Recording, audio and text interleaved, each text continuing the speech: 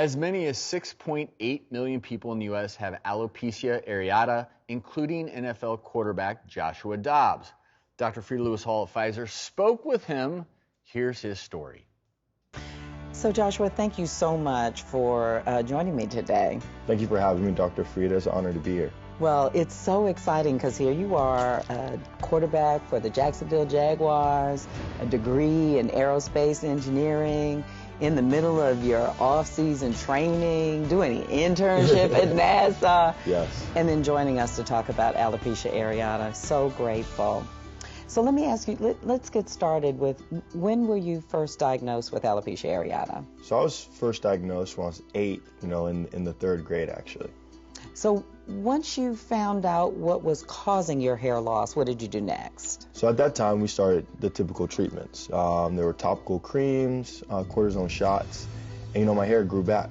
And then from there, once I got to high school, my hair became patchy again, my hairline began to recede, and actually by the end of high school, I lost all my eyebrows and eyelashes.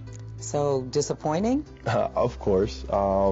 Now, as you can imagine, at that time, being a hormonal, appearance-conscientious teenager, it could definitely be tough. For me to go through the process, to try the treatments, then not work, it was tough. So actually, by the end of college, when my hairline continued to recede, hair kept getting more and more patchy, I just eventually shaved my hair off. I've been bald ever since. So losing your hair can have kind of psychological consequences, and especially if you're in the public eye. So talk to me about how that's affected you. Well, at the time that I was going through all of that, I was at the University of Tennessee, a very storied program. I was also playing quarterback, which is, of course, the most visible position on a football field. As an athlete, I was used to the scrutiny, critique of my athletic play. That just comes with the position. We all understand that. But being at the forefront of media, it also can, have you privy to a lot of jokes or mean, ill-spirited, social media comments. But for me, I never really let that discourage me because alopecia is something I can't control. So I refuse to let something I can't control my self-esteem. Has it helped, kind of being in the public eye as a public figure, for you to raise awareness about alopecia and to help people understand it more? Oh, 100%. Playing collegiate football and then professional football has blessed me with a tremendous platform to meet people from all walks of life. So when it comes to alopecia, I've been able to meet people that are struggling with the same things and working to overcome the same things I've had to go through. A majority of the people I've met have been children who are still trying to figure out what alopecia is or just trying to find themselves in the world. So for me, to be a positive person for them, to show them that they can set high goals and high dreams and go out and accomplish them on a daily basis despite alopecia, I really enjoy that part of it. So if you had one message to deliver to people who are struggling with alopecia, what would that be? I'd first tell them to control the controllables.